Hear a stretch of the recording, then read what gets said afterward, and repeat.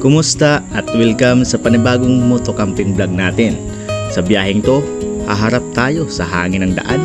Sabay-sabay nating saksihan ang paglubog ng araw at salubungin ang bagong umaga sa gitna ng kalikasan. Simpleng buhay, tahimik na gabi at siyempre umagang may bagong pag-asa. Kaya tara, samahan niyo ko sa isang malupit at maangas na camping adventure na ito. Let's go! Welcome back! Panibagong araw, panibagong camping na naman tayo, guys. Yan. So, papagas muna tayo dito dahil malayo yung biyahe natin.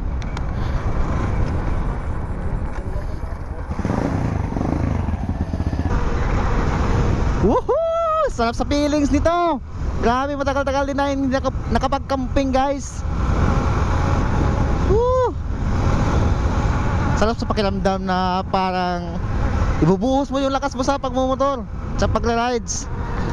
Tsaka mapifeel mo na talagang napakasaya dahil nga mag-enjoy ka na naman.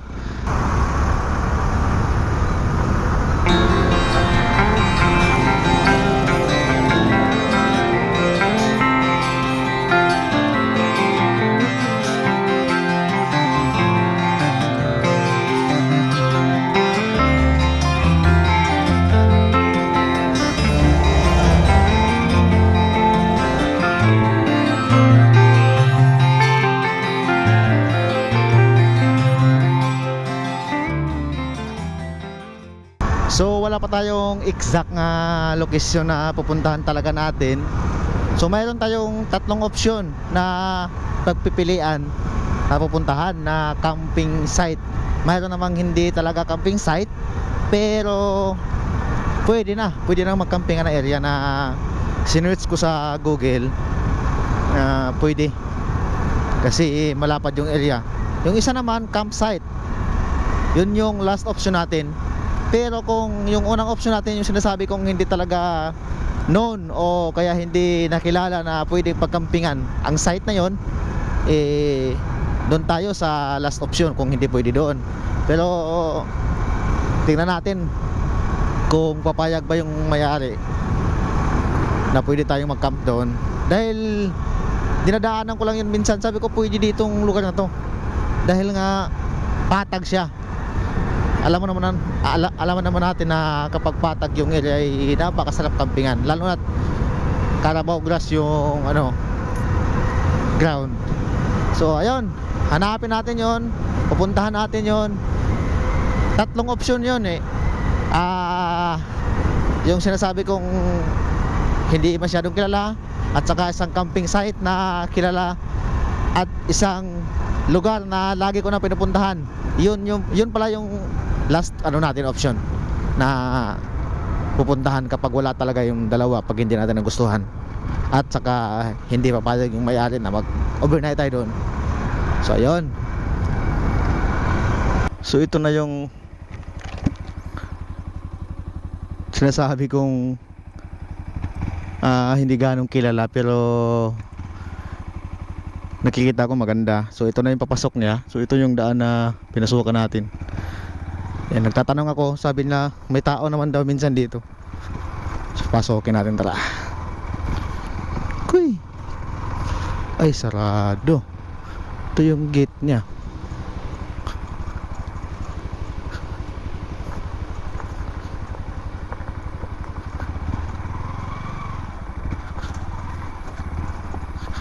Ay, sarado. Naku po. Ay, ang ganda pa naman ng area. So ayun, balik tayo, guys, dahil nga sarado yung lugar. Kaya nga sinasabi ko kanina, hindi talaga masyadong kilala to. So siguro walang masyadong guest. So nagustuhan ko sa lugar dahil nga patag siya yun, no? Pero kaso walang tao.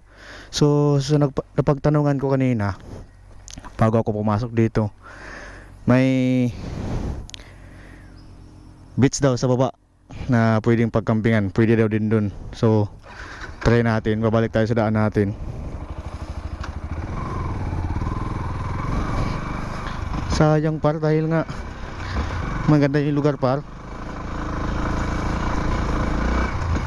Balik tayo.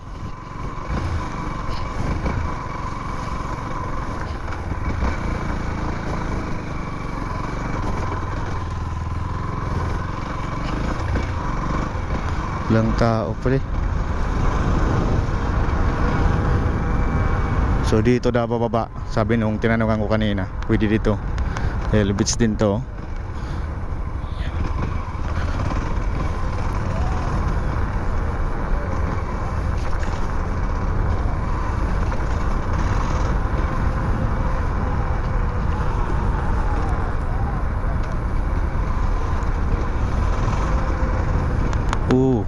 Ay, oo nga, beach nga.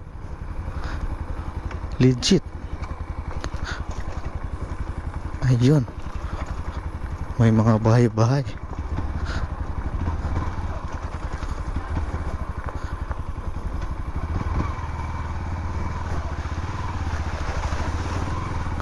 Buwan ko lang kung pwede dito magtitent.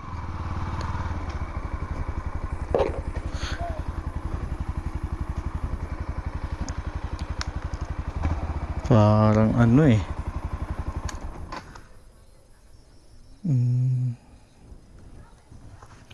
So mukhang hindi ko nagustuhan yung lugar na to dito, guys. Dahil nga maraming tao. Alam mo naman na ayaw natin yung maraming disturbo talaga. Saka malit lang yung lugar.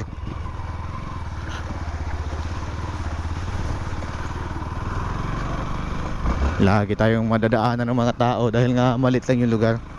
Saka daungan pa ng mga mangingisda, so hindi suitable sa atin yun. Dahil maya maya may tao sa gilid ng tent natin. So ayaw natin ng ganun. Hanap naman tayo. Grabe. Balik naman tayo, guys.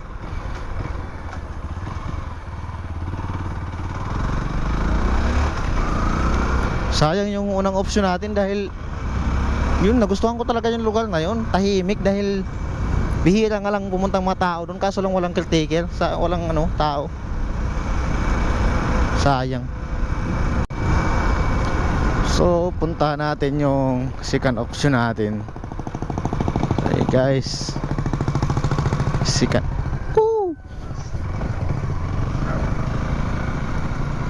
option, malapit pa tayo nakagat ng aso. Nasa paan ko na eh. Papakita ko pa sana sa inyo yung karatula eh, kaso yung aso padikit sa paa ko. Ay nako. Yeah. So hindi ko na napakita yung karatula. Yung aso, inangat ko na yung paa ko eh, kasi inamuhin niya na eh habang tumakbo yung motor. Takot naman yun. So pasok na tayo, guys, sa second option. Tingnan natin.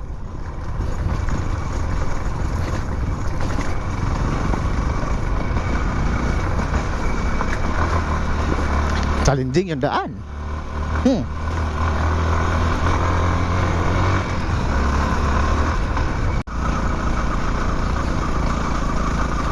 Ito na.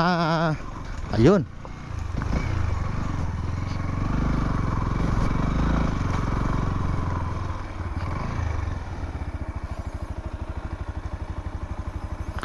Ito na yung sinasabi ko, Radin's Hidden Camping Site. So ayun yung kagaya niyan kanina, yung hindi ko na hintuan na karatula. So ayan, may soft opening noong on May 5, 2024. So yun, may cave, open cave.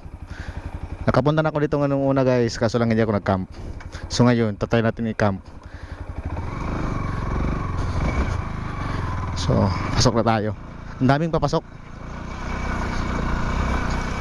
Pero matagal na ako nakapunta dito noong nakaraang taon pa. Ayun. Bibisitahin natin ngayon uli. Pagkakampingan natin. Iwan ko lang kung ano nang itsura nyo ngayon. Noon dati maangas na yun eh. Iwan ko lang ngayon kung mas maangas pa ba. Ito, papasok, tahimik ang lugar. Ito yung kadalasan gusto ng mga nagka-camping, yung tahimik ang lugar. Pero ganito, nako, ang daming sasakyan. Dami sigurong bisita dito. Nako. Nako, ang dami. Di tayo pwede dito. Baka sa gaba lang tayo nagka-camp dito.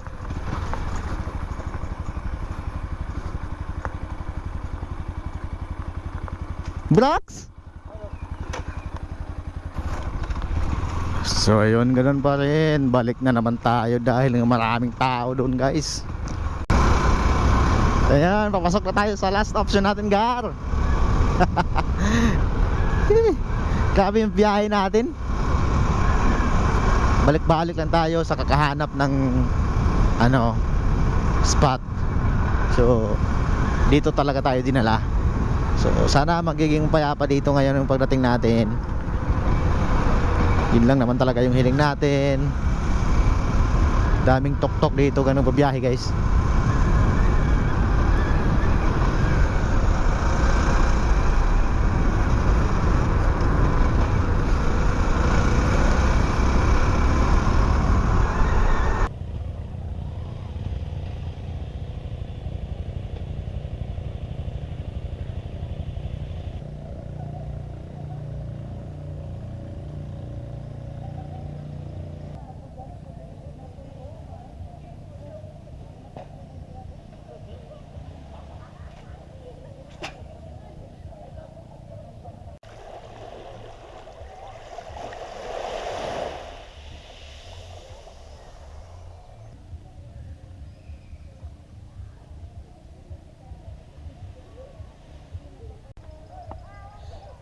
So ito na yung option 3 natin. Dito talaga tayo napunta sa option na last natin. Last option, I mean. So maganda dito talaga dito, guys. So kahit balik-balikan ko to, ang ganda. And napakalupit ng lugar na to. So install na tayo ng tent dahil nga mag-alas 4 ng hapon. So kailangan bilisan natin. Naabutan tayo ng ganitong oras dahil sa paghanap ng iba't ibang spot.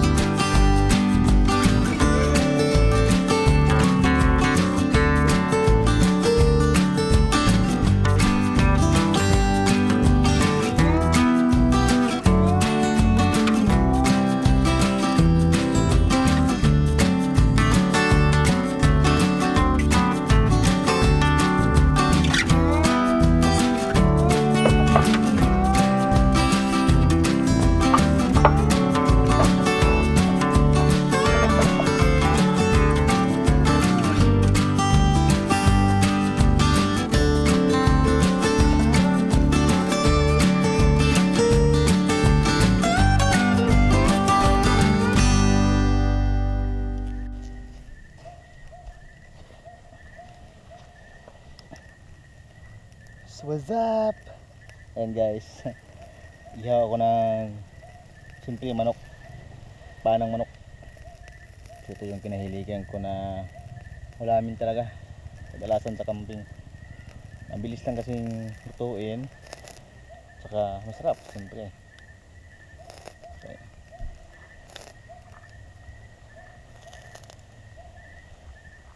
So kanina grabe paghanap natin ng spot nung biyahe natin. So napunta tayo sa last option. Itong pinupuntahan ko kadalasan. Ayan nga. Pero maganda talaga dito guys eh. Kaya humanap ako ng iba dahil nga balik-balik na ako dito. At siyempre gusto natin humanap ng ibang spot. Yun nga lang, yung una nga kanina na nakita natin, yung pinunta natin, malayo pa yun. Pero grabe, sarado eh. At saka yung pangalawa, talagang camping site yun, na talagang maganda dun. Adventurous ang datingan dun. Kaso nga lang, pagdating ko dun, bumungad sa akin lahat ng mga maraming sasakyan. So it means maraming tao dun sa area. Maliit lang yung area na yun. Ang nakagandahan lang doon kasi may cave. May cave kasi doon. So yung balik tayo sa kwento ko kanina na during sa pagganap na ganyan spot. Talagang minabuti natin na mapuntahan talaga yung gusto nating spot, na which is yung pinakauna natin pinuntahan. Bukya tayo ng lang tao eh. Buti na lang dito exit point natin. Maganda talaga dito.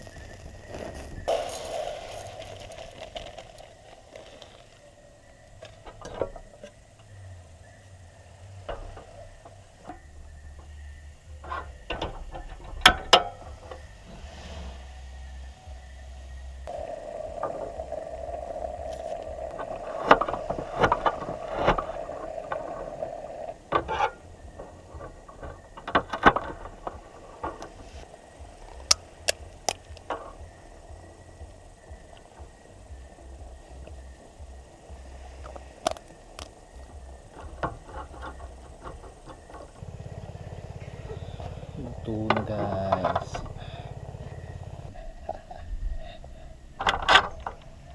Let's go, let's eat. Padami yata yung kain natin ngayon.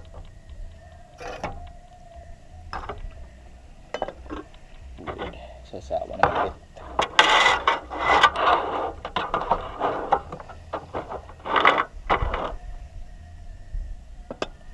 Let's pray. Salamat Panginoon sa araw na ito, naway gabayan ako sa ating pagkakamp, at sana'y magiging matiwasay yung pagkamp natin dito, and walang kapamakan, irayo mo sa kapamakan. Naway magbigay ng kalakasan sa katawan ng pagkain na sa harapan ko ngayon. Amen.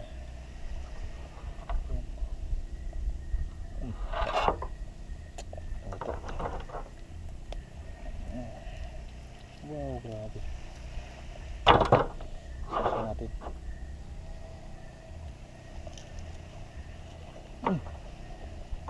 Sarap. The best.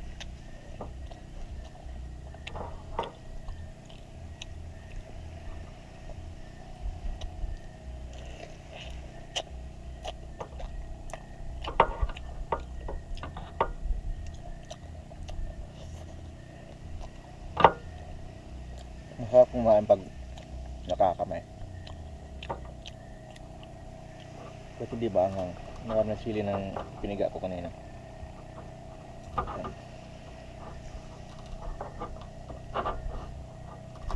Baka piki itong mga sili na ito. Maganda talaga yung usawa na manghang. Yan. Kakat-kakat na. Batang langgam. Grabe.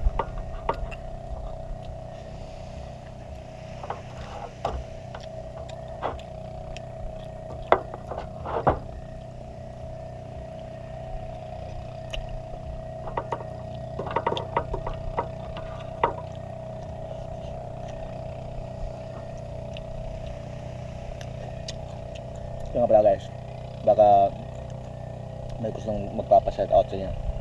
Comment lang kayo dyan. Para pa-shout out kita sa susunod kong camping.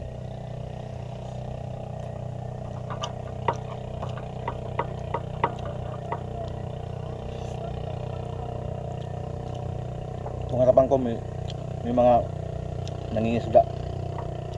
Yung pala isdaan yung kulihan ng isda yung harapan ko. Diyan siya nangingisda. Kaya malilinig mo may pampot na dumadaan. Kanina dalawang bangka yung huli ng isda.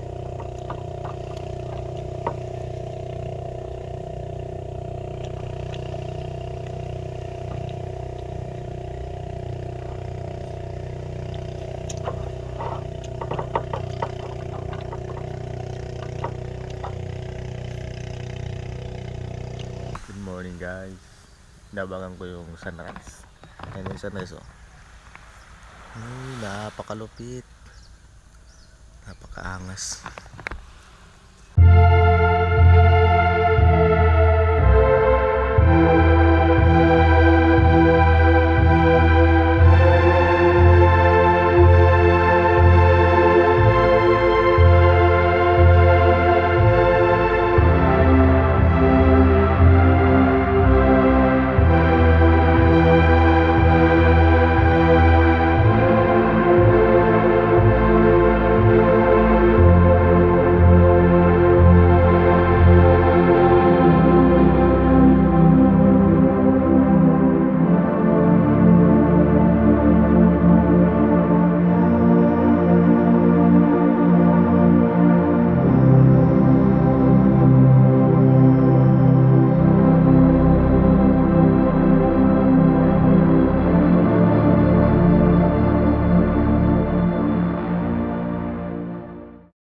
So ayan guys, oras na naligpitan ng ating mga tent.